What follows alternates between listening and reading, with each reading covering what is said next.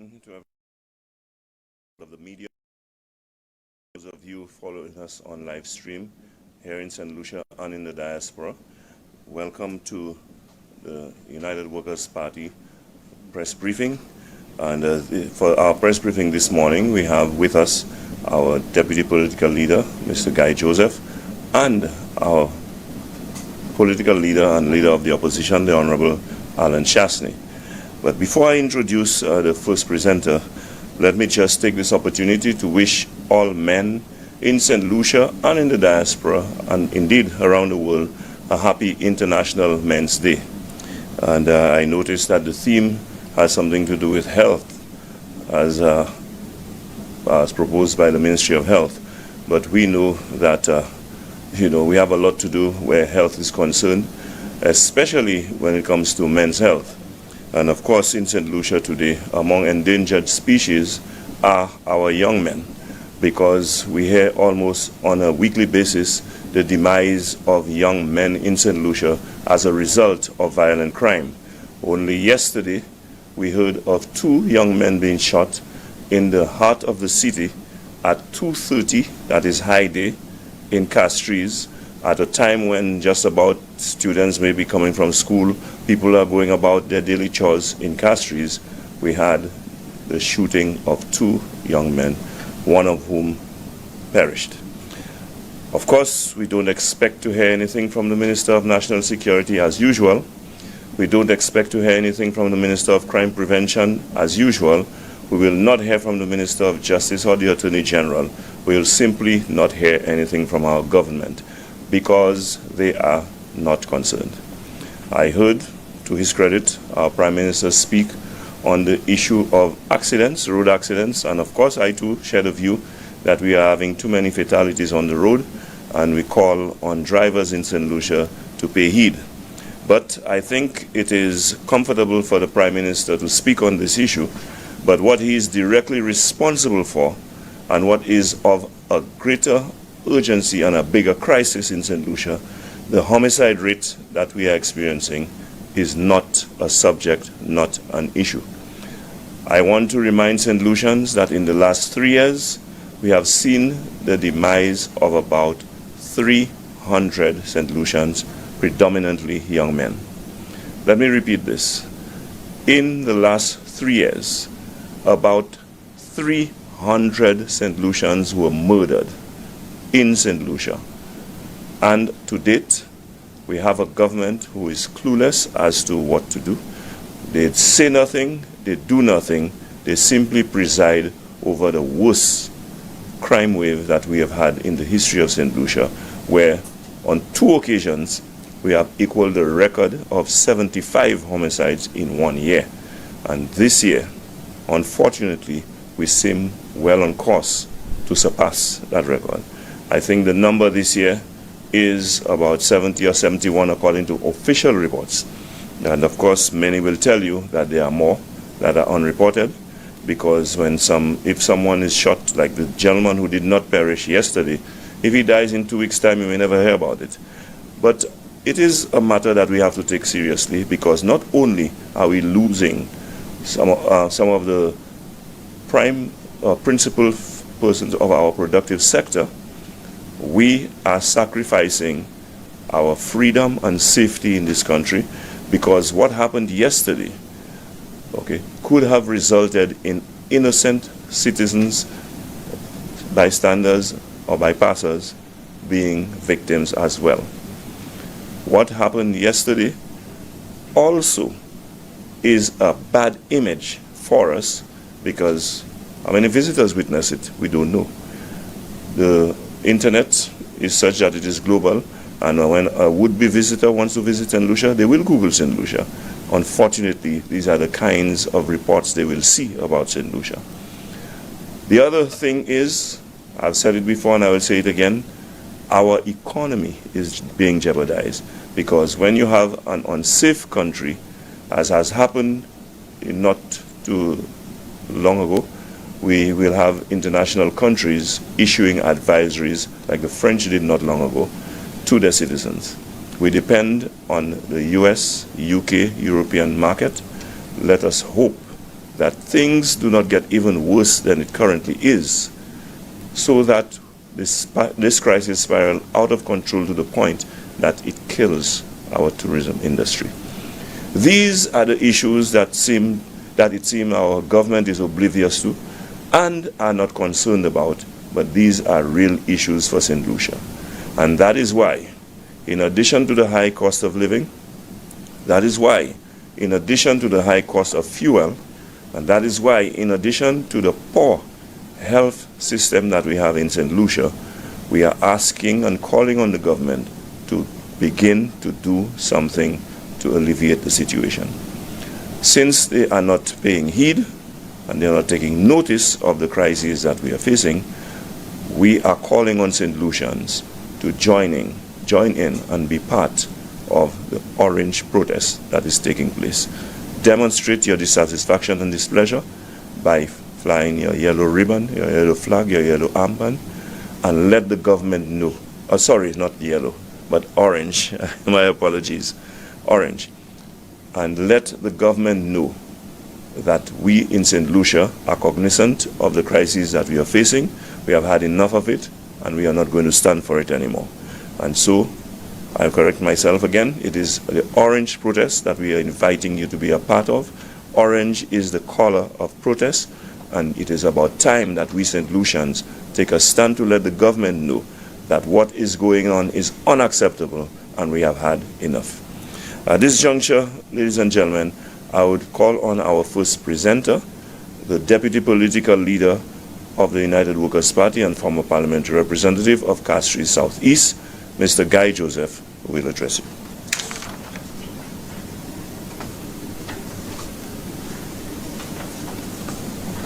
Thank you very much, Mr. Montoute, and a pleasant good morning to everyone from the media and those following us on this live feed today.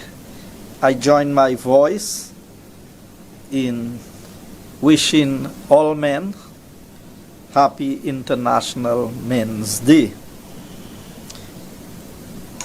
Today, as we reflect on what is making the rounds in the media, we would recognize that there is a lot of information going back and forth between the two political parties in St. Lucia.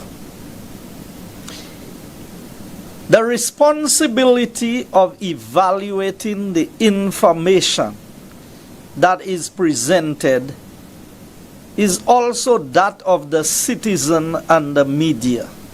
And I'm saying this because one set of people says one thing, and another set of people would refute it in a different manner. The information presented must be properly evaluated in a manner that the citizen of St. Lucia can come up with what the truth is. I will claim that I speak the truth, and the government will claim that they speak the truth. But we have seen over the past 3 years, conveniently, the withholding of information by the government. For months now, the CIP discussion has taken center stage in St. Lucia. Many allegations have been made by both sides of the political divide. And it is important for us to pay attention. So a few months ago, I had the opportunity to go to Washington, D.C. together with the political leader to see some of the information that was spoken about. And when we returned to St. Lucia, many St. Lucians said they were expecting us to return with the evidence.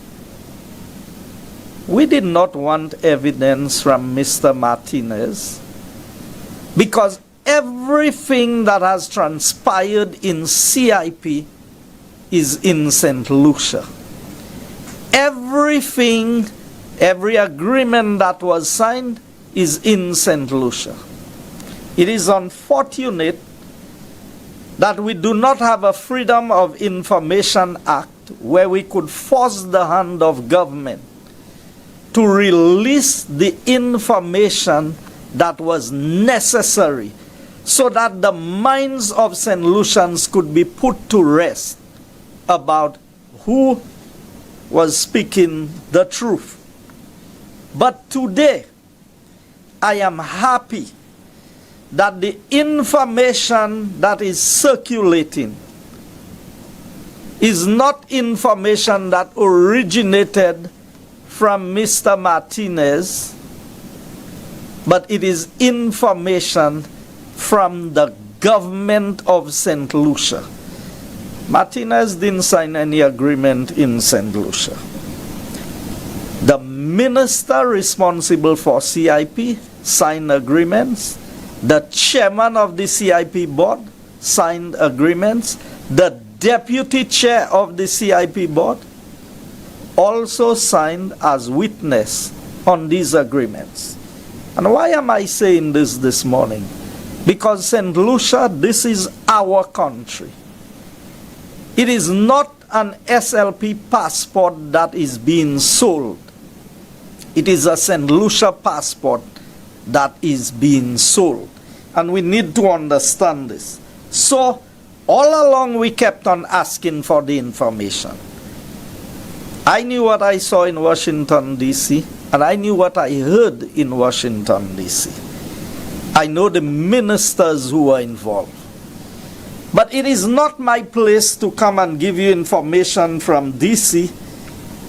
But today, we are no longer speculating about anything in CIP because the evidence is there in the agreements signed by the government. And quite surprisingly, I must say, the last interview I heard from the minister responsible for CIP, he did not deny that these were the actual documents. In fact, what he said was that the UWP has now leaked the documents. Well, I wonder how UWP got the documents to leak them. Because I remember when we signed the agreement with Theo Akim and DSH, Mr. Theo Akim said to me something that came across as a joke, but it touched me. When he said, the only thing I am guaranteed in St. Lucia today is if I sign an agreement at 4 o'clock, by 4:05, it would be leaked. This agreement was signed 2022. It's only now making the rounds. But as we say, better late than never. And so the minister responsible for CIP was boxed into a corner where he could no longer deny. On several occasions, he only gave us the approved number of CIPs. He never gave us the actual number that was granted. I'm not here to speak in detail about CIP, but I thought that it was very important that we no longer speculate on these issues, but we give St. Lucia information that is backed by the evidence of what this government is doing. And so, I will deal a bit with the situation with Bmax. And why am I going to touch on Bmax? It's because we are concerned about St. Lucia's link to a criminal organization. The government told us that the principals of Bmax, who was in conflict with the law, had been or had sold his shares. As we speak today, who are the shares sold to and who are the new owners of Bmax? We don't know. Don't you think that it was necessary, St. Lucia, for that information to be made available to us? So the SLP government entered into an agreement with Bmax. And that agreement, 3rd November 2023. When did we first hear of Bmax? That agreement. Now, while a government may not be responsible, or it may not be the prudent thing to come and give the details of an agreement, but why was this agreement with Bmax, or the arrangement for what should be low-cost houses, be a secret? The agreement shows that the signatory was Dr. Ernest Hille. The project includes 66 apartments, 14 commercial units, and 1 recreational space. What it also says, and it is important for us to note, and I will quote from the agreement what it says, because it is important that St. Lucia understands this is not a political statement. This is a statement of an agreement that the government has entered into. Government hereby engages Bmax to construct a housing project at Rock Hall, Castries, St. Lucia, on the site of the now defunct Rock Hall Senior Primary School. And that is referred to as the project. And in so doing, Bmax agrees that it will construct 66 apartments, 14 commercial units, and 1 recreational space, finalize the designs, finance and build the project. And for the funding, here is what it says. Whereas Bmax has secured the requisite financing of 23 million United States dollars for the construction cost, and 2,250,000 United States dollars for the construction management cost to complete the project. So in all, we have 23 and 225,250,000 as the cost of the project. Now, how can we have the costing of the project without the sizes of the units? Why didn't the agreement say that each apartment is going to be X number of square foot, so we could calculate the price per square foot of the units and know if we are getting value for money? It goes on further to say, Bmax shall be, and that is on the funding, section 3, letter C. Bmax shall be reimbursed through the receipt of qualifying investments of 628 applicants to the enterprise option, national infrastructure improvement, Bmax shall be reimbursed the sum of 100,000 United States dollars for single applicants and 150,000 United States dollars for a family, each qualifying investment sold. So the project cost is 25.2 million.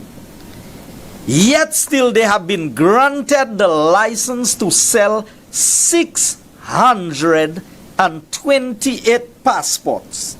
And if you do a rough calculation of the 628 passports, if you say half of it is at 100,000, or let's say, yes, 300 is at 100,000, and the other 328 is at 150. It's sold for a family. So you're talking about 30 million and 49 million US respectively. A total of $79 million.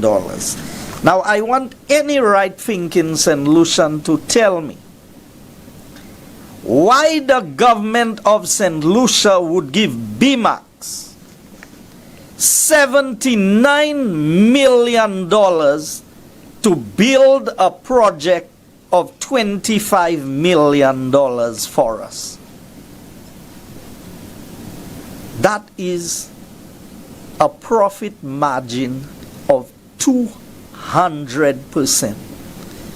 They are making in excess of $54 million of profit. And I am sure the pricing of the housing already has a profit on it. So St. Lucia, here's what the agreement says again on page 3. Construction timing. And remember I read that Bmax already had raised the money. That is what the report says. Whereas Bmax has secured the requisite financing. That is when the agreement was signed back on 3rd November 2023. The agreement says Bmax had the financing. Here's what Bmax should have done. Under section 4A, phase 1 commencing February 1st, 2024. Phase 2 commencing July 1st, 2024. Phase 3 commencing November 1st, 2024. Estimated project completion cost estimated completion of project June 1st, 2025. I challenge the media to take a drive up to the site of the old Rock Hall School and tell me what you see there. I have a video that I received just yesterday on the site, and there is nothing other than a mini excavator having done a bit of clearing. The question that the minister needs to answer to St. Lucia: how many of these 628 passports have been sold by Bmax? And yet still we have no project. Now St. Lucia, there's a lot more to be said about this. But when you get a contractor and in the list of assets that is owned by Bmax, can you believe they have 2 road surface reclaimers? You know what a road surface reclaimer is as an asset of the company? A road surface reclaimer is these things you use to just remove the asphalt on the road. So if Bmax is such a reputable international construction company, it's like saying the company has two loaders, because a loader is more expensive than a reclaimer. It's like saying the company has two trucks. Now there are other things they said the company has, you know. But when you can put down in the agreement that these are the assets of the company, it really means that you are trying to build a portfolio and a profile for a company that they don't really have. Because that is absolutely not necessary. So, we are no longer speculating. It is evident that the project has not commenced. Yet still the project is slated to be completed by June. Now, the only thing I can conclude, colleagues, is that if they build the houses like the ones they built in Dennery, they said that was not for people, but for the poorest of the poor. And if they build the commercial units like what the minister built next to the Bido Park in Castries, then this project can commence now and finish by June. But there is no way. How can a $25.2 million project be completed in June of next year when it has not commenced today? Are they bringing prefab houses from where they are? Have they built the houses somewhere else and bringing it here? So I believe the government needs to come and explain. And I believe the Prime Minister, you would recall the Prime Minister said he is not mindful about who builds the houses as long as St. Lucia gets houses. Now, St. Lucia, we have a responsibility to be mindful about who is given permission to do things in our country. The next time I will address you, I will address the issues in relation to GPH. There's a lot to be said about GPH, and we are also privy to a lot of information. The agreement concerning Vieux-Fort, the agreement concerning other ports in St. Lucia, the returns that St. Lucia will make on the GPH deal, which is the worst agreement I have ever seen in my life. But Bmax, there are sufficient local contractors who can build these houses for St. Lucia at less than 1/3 of the price that Bmax is given. That, I'm not talking about the 75 million, I'm talking about the 25 million. And they have another 54 million on top of it. St. Lucia, I am not here to tell you who made the deal behind the back doors or under the table. But there is no way anyone can convince me in St. Lucia that our government is so daft and so stupid. And I heard the minister in trying to explain, equating the houses at Rock Hall to the concessions given to a hotel. I believe that this is the highest level of insult to the intelligence of St. Lucians. When you build a hotel employs hundreds of people.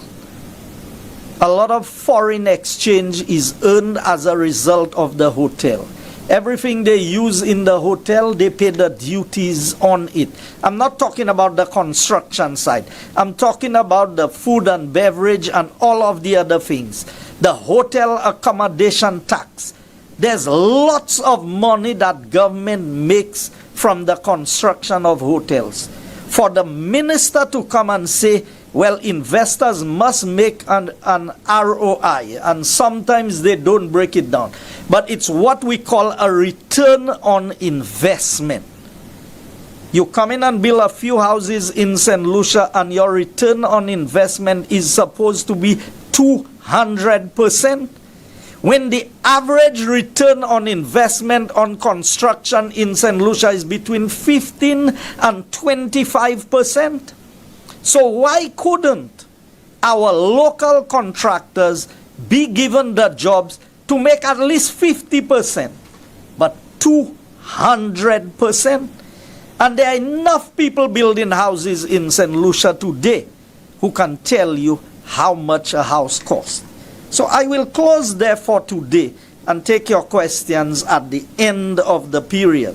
But I want St. Lucia to know the evidence is showing that what this government is doing is not in our benefit, but is for themselves. I thank you.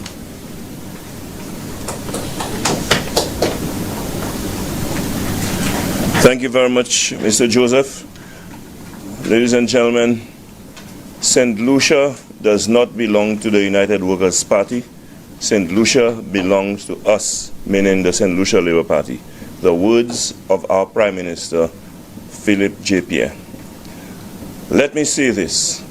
We St. Lucians must let it be known, beyond any doubt, that St. Lucia belongs to us, St. Lucians, all of us. And we see the behavior of the government where they believe that they can choose and decide which St. Lucians are entitled to enjoy the benefits of St. Lucia. In the process, the majority of us St. Lucians are at the receiving end of government injustices. The CIP program is just another example of where St. Lucians are being abused and deprived of what is rightfully theirs. This, ladies and gentlemen, is a wrong that must be made right. This is another matter on which we St. Lucians must protest. And I invite you to participate in the Orange March, because when you hear of the amount of money that is being raised from the number of passports that are issued to the company Bmax that is supposed to undertake the housing projects, we know that there's so much more that can be at our disposal. There's so much more that we can benefit from the sale of our passport. Our passports meaning St. Lucian's passport. Every St. Lucian is entitled to enjoy the privileges and benefits that can be derived from this. Ladies and gentlemen, we have heard the SLP, the secrets, the lies, and the propaganda being propagated on a daily basis. What you heard from Mr. Guy Joseph is another example of one of the chief culprits, Minister of CIP, Ernest Healy, doing what they do best, deceiving, misleading, and blatantly lying to St. Lucians. But the truth must come to light. Nothing will stay in the dark forever. And so we see the unraveling of the truth pertaining to the CIP. And ladies and gentlemen, to bring you more details on those developments, I will now call on the political leader of the United Workers' Party, the leader of the opposition and parliamentary representative for Micoud South, the Honorable Alan Chastanet, who will make a presentation to you.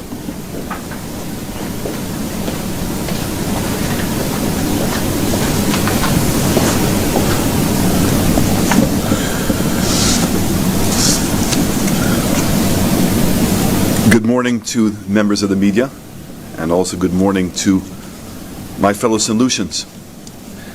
This morning, I woke up to a great hug and a great smile from my wife, wishing me a happy Men's Day.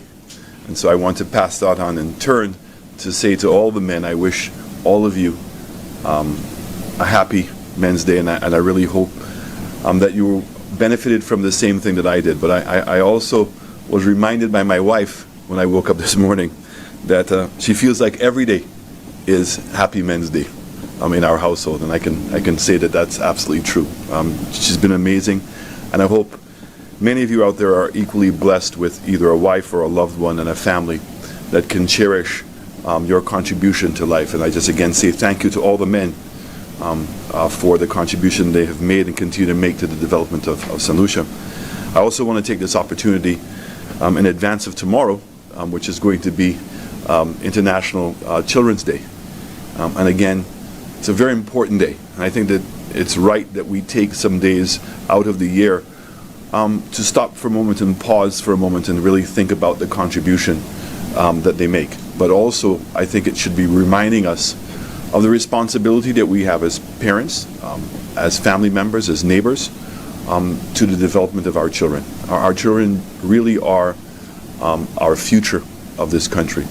And our future of our country is really something that we ought to be more cognizant of. Our future is not guaranteed. There are many things that can cause our trajectory, our future, our potential to be harmed. And it's something that we have to be much more mindful of. And I think that the revelations that have come out over the last weekend with the actual contracts from CIP, as well as the revelations that we heard last night from Mr. Philip Martinez, combined with how this government is managing the state's assets, and most importantly, how this government is taking care of the future of the people of this country. You know, we hear a phrase used by the Labour Party fairly frequently called protecting the victory. And I want to say that that's wrong. The emphasis can't be about themselves. The emphasis has to be about protecting our future. We are in a current crisis in this country. We have the Medical and Dental Association gave a letter several months ago indicating that healthcare has never been worse, indicating that many of the healthcare practitioners, doctors, junior doctors, senior nurses, and administrators are on the verge of resigning if the government could not resolve the issues. The Prime Minister's solution to the problem was to immediately make $15 million available to OKEU. Now, on the surface of it, that seems like a lot of money. But we now know that at that time, OKEU had over $75 million of debt.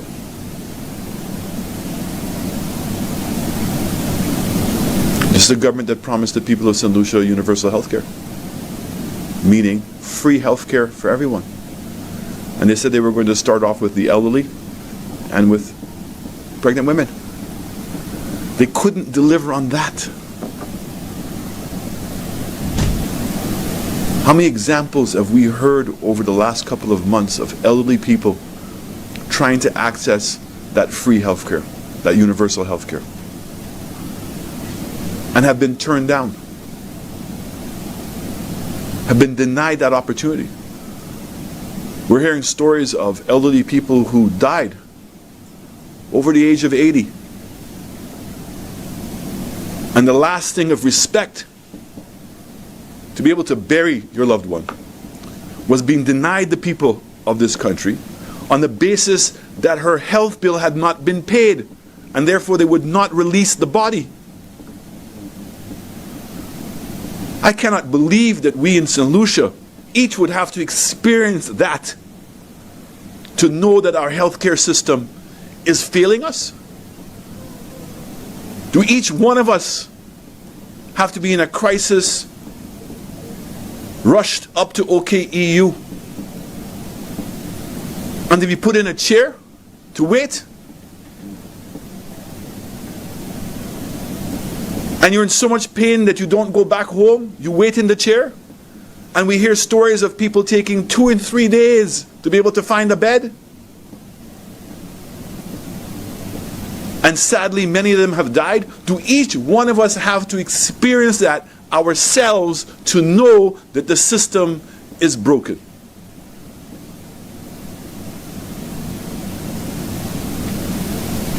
We laugh when we hear stories that there was not Panadol. We laugh when we hear stories that it was not water. Until it's our turn. We have pointed out that the failings are not just at OKEU. That here in the Castries Basin, with over 65,000 people living in this area, and not one of the healthcare centers is working properly? Not one of them?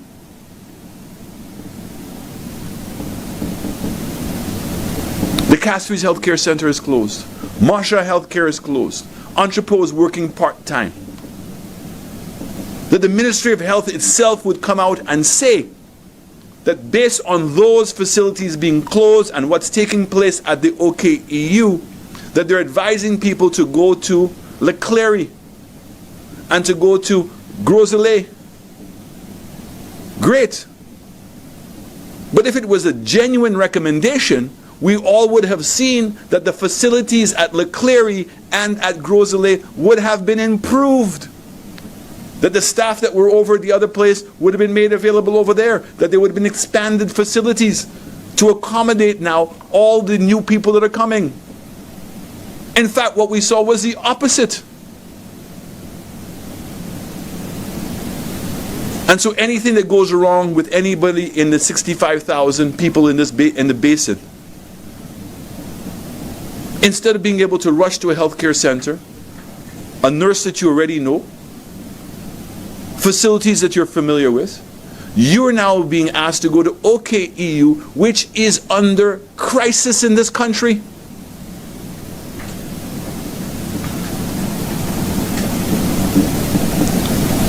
I know that many of you already know that. And it cannot be acceptable that we must demand more from our government.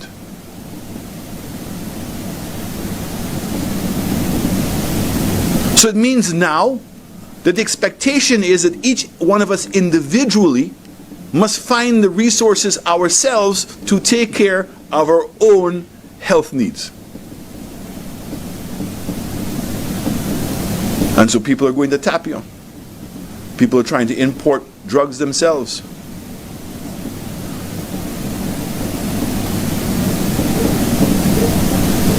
Under normal circumstances, maybe one can find some level of justification in that. I cannot, because I think that one of the government's fundamental responsibilities is to provide a proper healthcare system for St. Lucians. But let's say you can find some justification in that. And so you have a government that recognizes its own failings in healthcare, the problems it's going to create for the people of this country.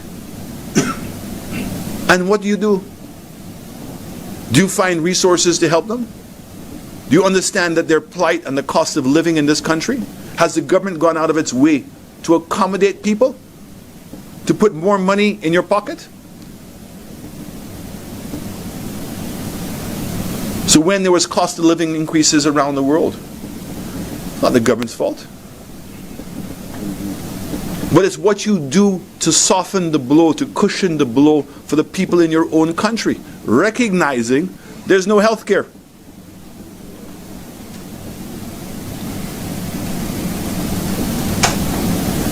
So what do? You put a 2.5% tax levy.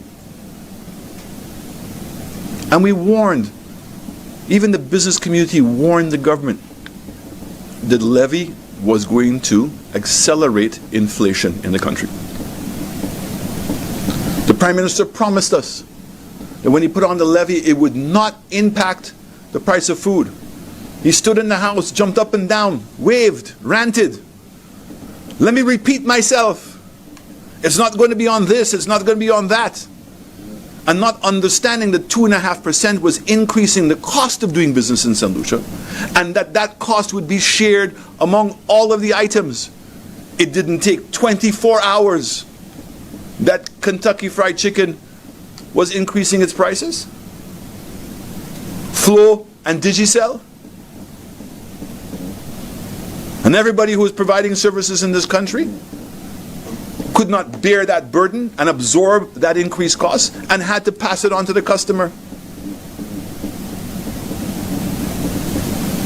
And to make it even more disrespectful to the people of this country, to make it more egregious to the people in the country, you had the heart to call the levy a health and security levy.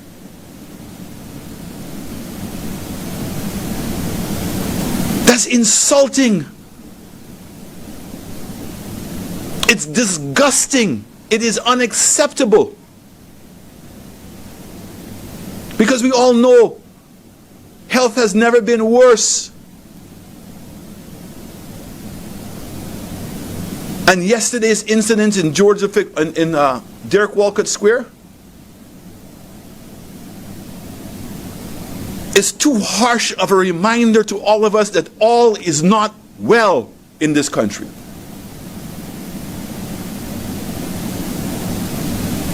You heard the story, it's not for me to say, of a man taking his son to get registered, and how easily the stray bullets could have either hit him or his son.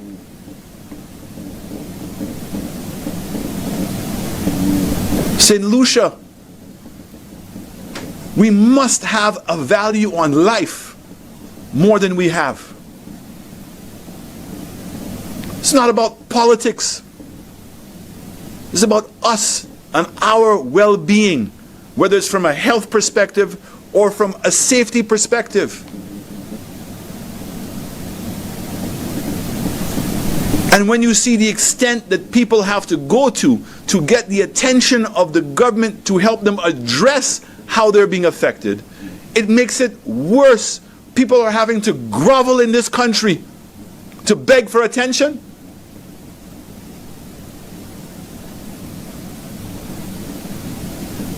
And when it's our turn, none of us are beneath ourselves to grovel. If you are fighting for the life of your child, if you're fighting for the life of a loved one, there's nothing.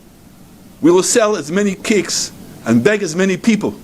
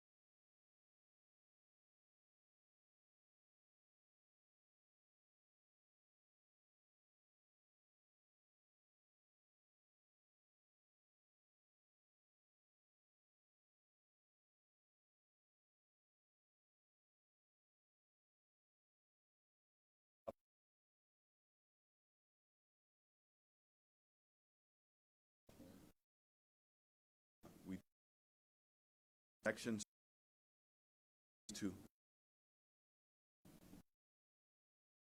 A law to explain what is going on in our country today. The government's mismanagement of the cost of living crisis. There's nothing me or anybody else can point to say that this government really cared. Why would a government put a 2.5% levy on at this time?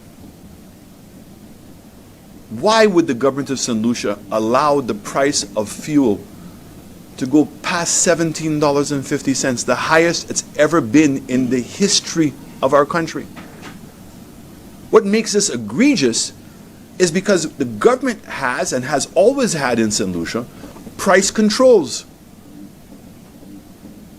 So if you're going to limit the price from increasing, then it means that there are critical inputs like fuel, like flour, like rice, like cooking gas, cost of electricity, that impacts the cost of doing business in St. Lucia. So when you allow those input prices to increase, it is automatic now that the price of bread would go up. The price of bus fares would go up. Because the choice that government had was either to subsidize those things, understanding that the crisis that was taking place in the world would be temporary. Unless you think it was going to be permanent. So by allowing the price of gas to go to $17.50, and it's been at $16.50, despite the fact that the world price of a barrel of oil has been reduced and is now below $70. Why? And now that you've allowed bus fares to go up, are they ever going to come back down? Is the price of bread going to come back down?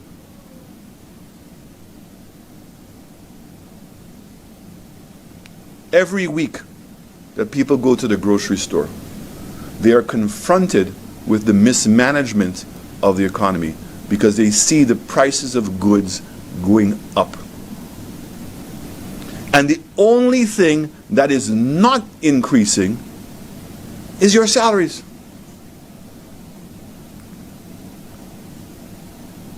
Yesterday, I was shocked to hear the Minister of Commerce admit, even though the government was told so repeatedly,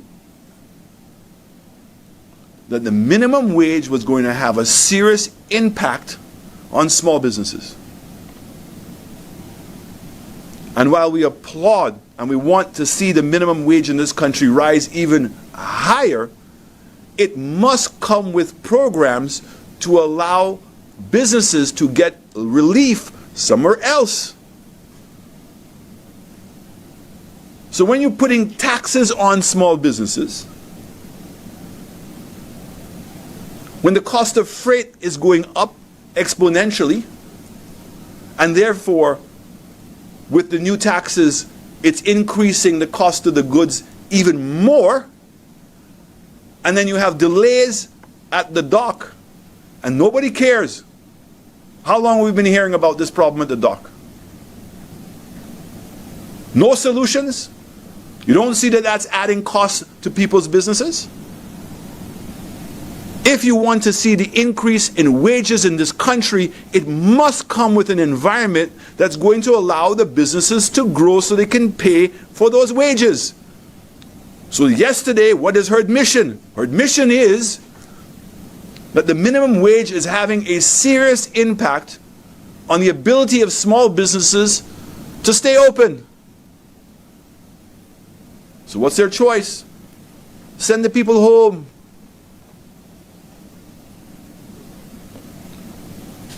You said that there was intensive interviews and interaction before you introduce the tax?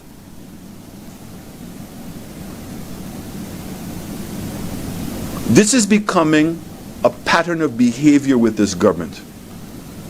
They just say anything. In essence, they just lie.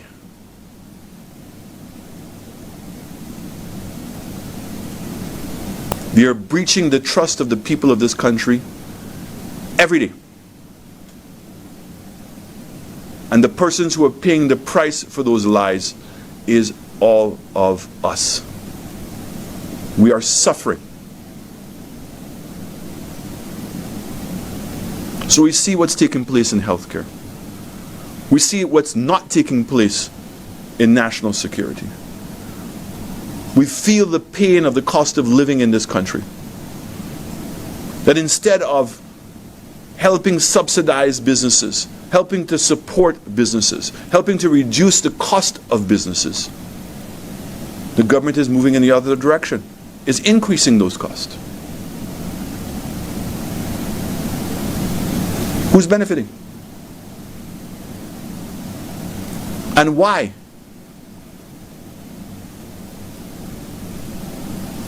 And this is what we've said repeatedly.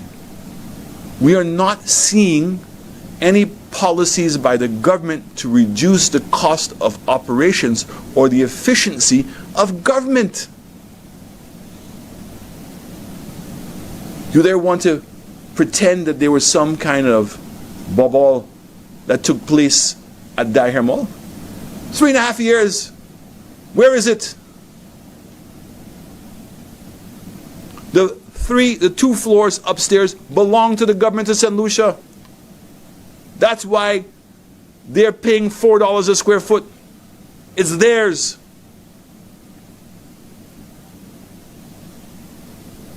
And instead of moving government buildings up there, you're busy moving government buildings all around town, paying twice the amount of rent. And what you want to now do? I have no difficulty with KM2 going into the building. But I'll have a major difficulty if the government of St. Lucia is going to subsidize that rent. So it means that they're continuing to pay high rents everywhere else in the country for themselves and want to now subsidize the rent for a private sector person to go in.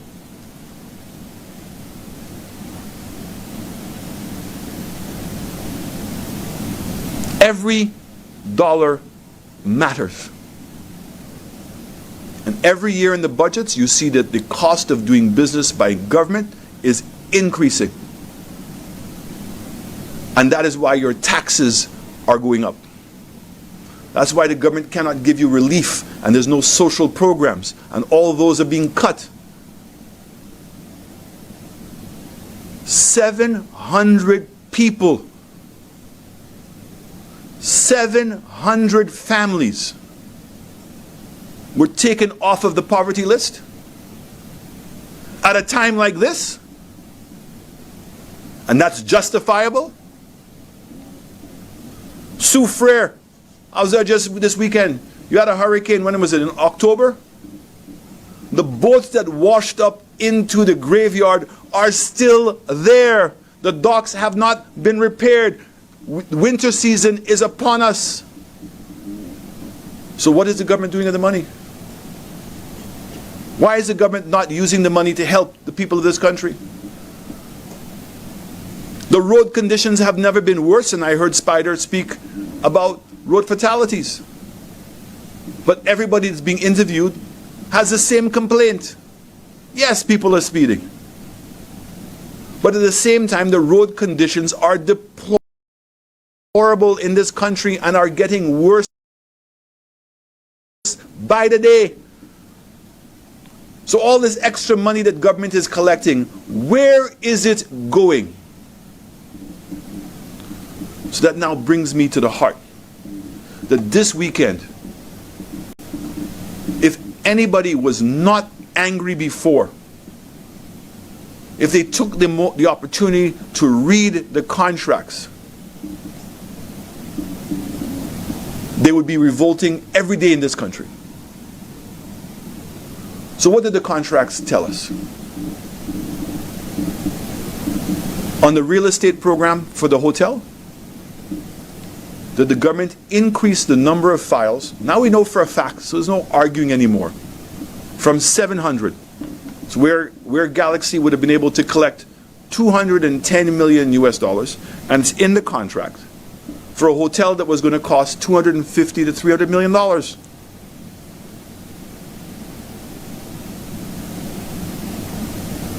And instead, give them now 1,000 files, which is $1 billion US. That's right, 5,000 files at $200,000 is $1 billion US dollars. $2.7 billion EC. For what? And ask them to expedite the sales, to produce 200 sales a month. My fellow Solutions, I want us to put that in perspective. In 5 years of United Workers' Party in government with CIP, in total we sold 850 passports in 5 years. And I'm telling you, it was a struggle to process all of those. So now you're going to go to 200 files a month for 2 years? 1,000 files? $1 billion?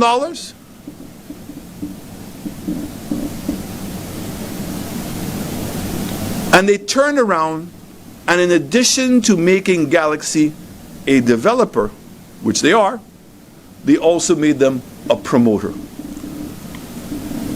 And the minister tries to deflect, talk about how we changed the law and everything. Don't let him fool you. Don't let him fool you. They made Galaxy a promoter so they could pay Galaxy a commission. And that as a promoter, they also get to select who the agent is. So the agents, the local law firms that are processing those applications were hand-picked by Galaxy, the promoter. Here's how your government doesn't care about you. Under the real estate program, we're supposed to, as a country, benefit from two things. We're supposed to get a hotel. And that hotel is supposed to employ solutions, and it's to create economic activity in our country. And also we get the administrative fees. Imagine what this government did. They turned around and gave Galaxy, as a promoter, a commission. And the commission is exactly the amount of the administrative fees. Let me repeat that again. The commission that they paid Galaxy is exactly the same amount that they would have had to pay for the administrative fees. So it means that the government of St. Lucia and the CIP unit will make no money on the real estate program. I wanted to know why in the contract the same emphasis on selling passports, there was also not an emphasis for them to expedite the construction of the hotel. Why?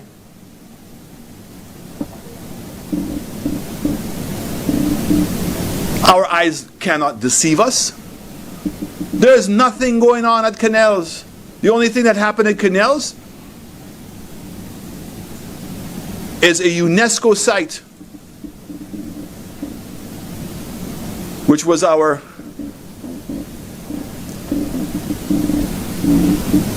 what's it called again? Our mangrove has been destroyed. It's in the contract that we signed, alerting them and in planning that up to today, what I'm saying to you is fact. There is no planning approval for Galaxy. all you're interested in is selling those passports. Why? Where's the $1 billion? You then turn around, they've not completed the hotel, and you give them now another 6,000 files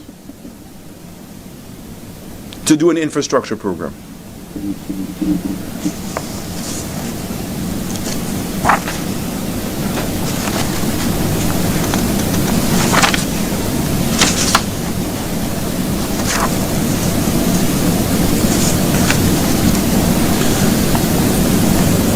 And in that infrastructure program, you deliberately say to Galaxy, the money is not to go into the escrow account.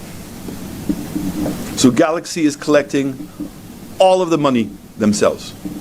So $600 million, plus they're collecting the administrative fee. And you tell them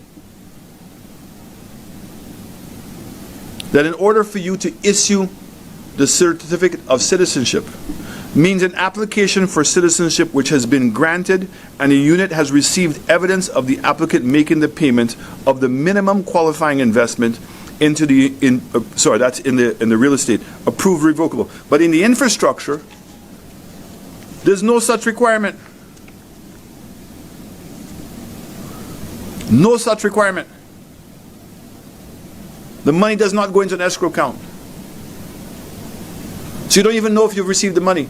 The only thing you need for approval is to show you pay the administrative fee in the infrastructure program. And as the Honorable Guy Joseph was pointing out in the Bmax, what is expected of Galaxy was for them to spend $100 million in infrastructure. Don't take my word. You listened to the minister yesterday when the media asked him, do you have the list of infrastructure projects that they are going to undertake? And his answer was, that's still being put together. So you don't even know? And then you want to come and lie to the people of this country? Oh, we're not processing anything. You lie. The files that were leaked from the law firm, every single one of them were infrastructure programs. And included in it was to be the administrative fee, which is the only proof that the government was requiring to issue the citizenship. And you keep saying to the people of St. Lucia that they're going to do the work first before they're approved. So why are you accepting applications if the work has not begun? You've now said, you admitted, you all don't even have a list of what the works are going to be. So what do? Between the Galaxy infrastructure program, $600 million, minus $100 million, $500 million US dollars. In the real estate program, the hotel is going to cost $400 million. You've given them $1 billion. $600 million US dollars is unaccounted for. We're no longer guessing. That is fact. That's in the contracts. That is irrefutable. That's $1 billion US dollars just on Galaxy alone. When you add Bmax, another $50 million. When you add GPH, another $300 million US dollars gone. I want us to put this in perspective. That we're talking that just between CIP, Galaxy, Bmax, and GPH, the amount of money that this government has given away to people, given away, our money, they're your passports. It's not anybody else's money.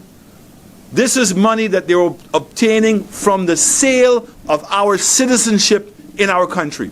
They could not do this anywhere else. That is your patrimony. That is our future. Our port, which was ready operating and functional, we gave it away for nothing. Collectively, the money is 4 billion EC dollars. You know the shocking part about that is? That would be the equivalent to all of the debt of St. Lucia. If we were managing those assets properly, we would have been able to pay the debt off of St. Lucia. And that means $30 to $40 million a month that we're paying to maintain our debt could be saved. Imagine what your healthcare system should look like, or could look like. Imagine what our roads could look like. And all of a sudden now, the need to put a 2.5% tax on, instead of doing that, the government of St. Lucia would have paid $1,500 a month as they promised to the people of St. Lucia to help them buffer the increase of the cost of living in this country. That's what a caring government would do. But that's why it's necessary to manage our economy properly. That is why these things matter. That you must be competent. You cannot continue to betray the trust of the people of St. Lucia. Putting a 2.5% tax and asking the people of this country to make a sacrifice to find out it was to pay for a loan is a form of betrayal. It's not a form, it is a betrayal. To manage our CIP program and allow a foreign entity to make hundreds of millions of dollars, billions of dollars, and come to the people of St. Lucia and lie about it because he was asked repeatedly. Don't get into semantics about how many files you've approved when we all knew, and now the evidence has come out, that you had given them 5,000 files. You want to come out and read some nonsensical piece.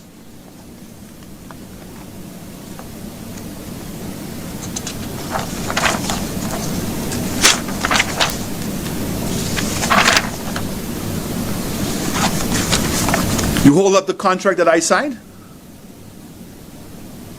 That's not an issue. Hold up the contract you signed. So in the contract that we signed, it says the developer will use its best endeavors to secure, and it now says, as may be approved by the CIU, the required capital for the development.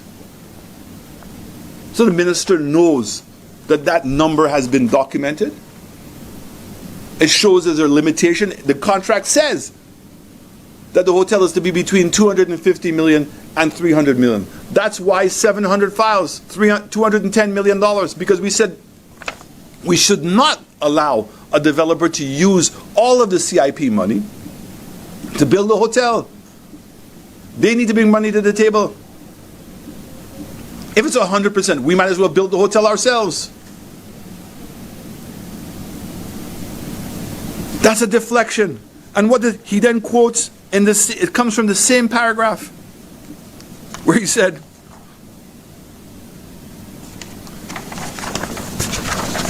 the developer shall be entitled to increase the size of the hotel subject to Development Control Authority and CIU. You listening?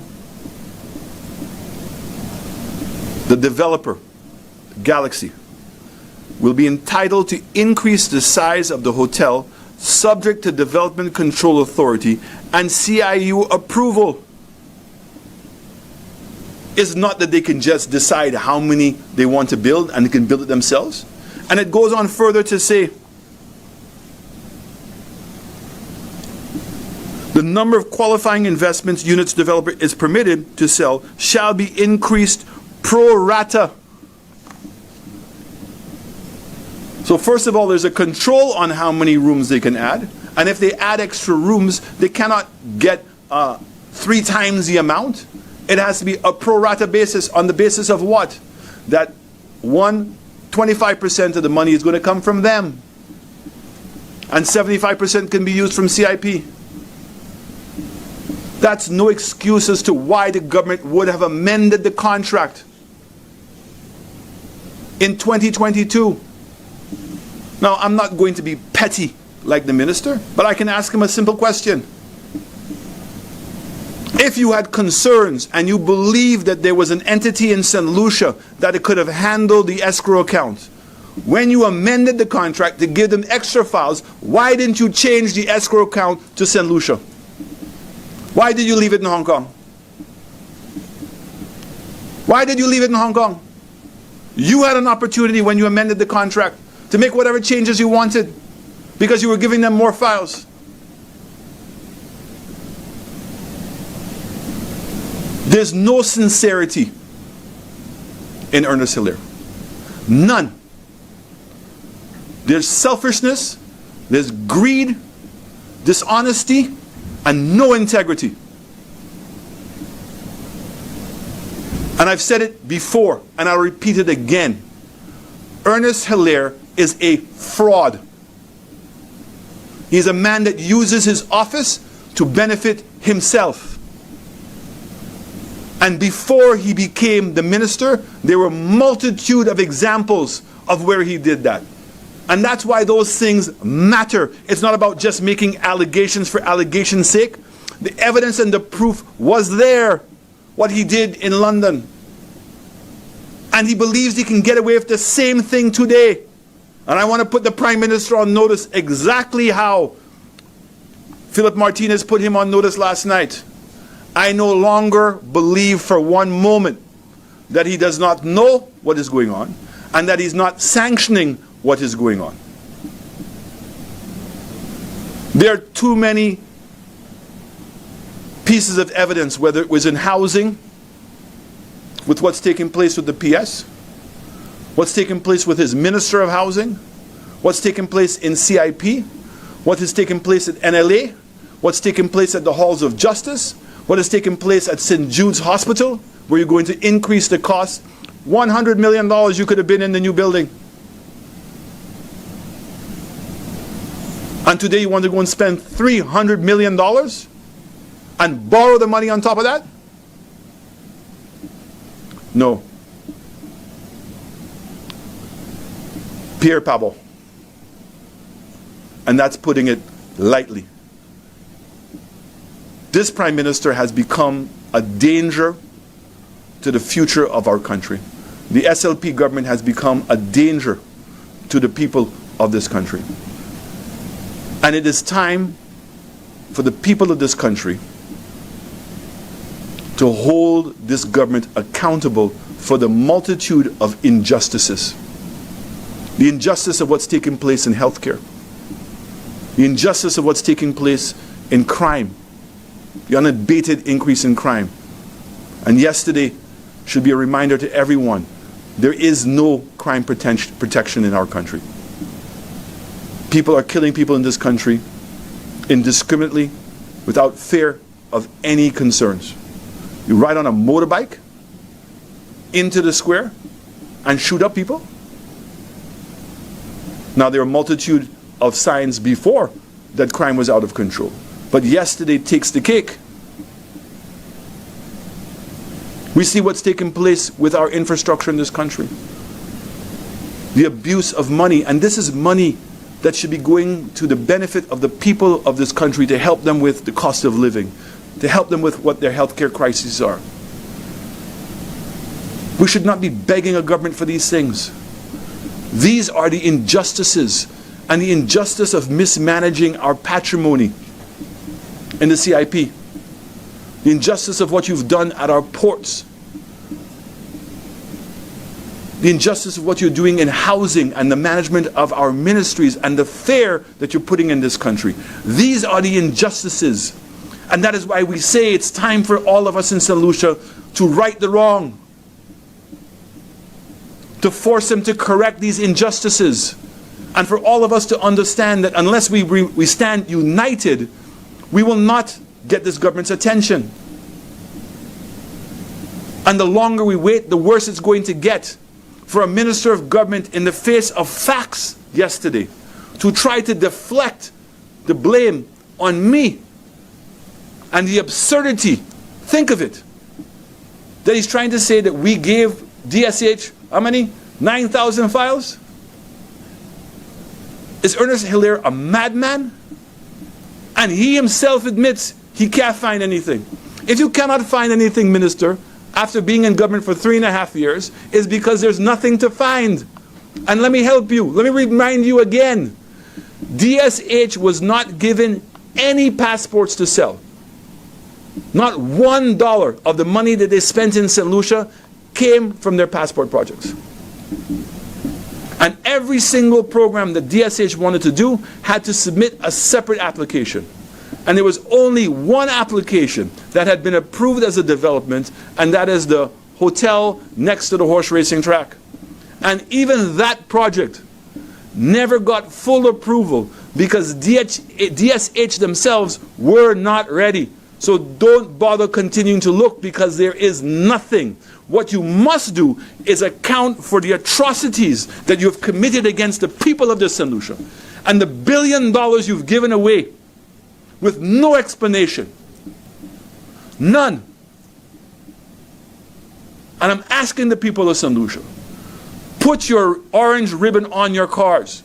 Put it outside your homes. Put an orange band on. Let us stand united, not as political in this country, but as citizens of this country, and demand better for our country. And let us do our own job to protect our own future. Thank you.